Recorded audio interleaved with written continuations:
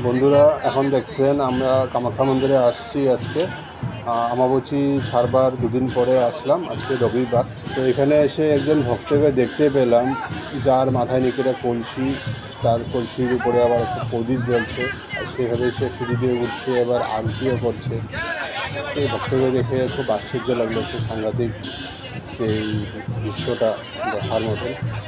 তো মানে খুব আশ্চর্য সেভাবে আরতি করছিল মাথার উপরে কলসিটা নিয়ে।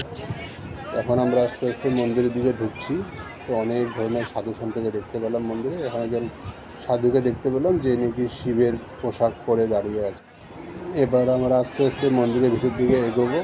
তো দেখতে পেলাম আজকে অনেকটা ভিড় আছে মন্দিরে। তার মানে মামাবুচি গেলে জাস্ট দুদিন হলো, তো অনেকে হয়তো দর্শন করে তারপরে যায়।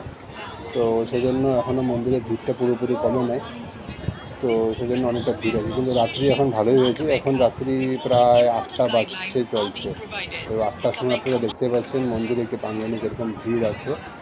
এটা হলো আপনার প্রদীপ জ্বালাবার জায়গা, যেখানে আমরা সবাই প্রদীপ ধূপকাঠি জ্বালাই।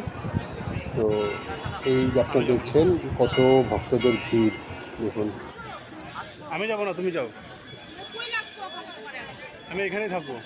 মনে হয় না আমার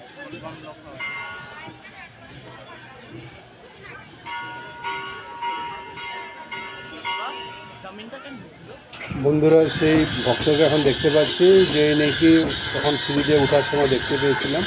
সেই ভক্ত আবার এখন আরতি করছে সেই মাথা নিয়ে কলসি নিয়ে।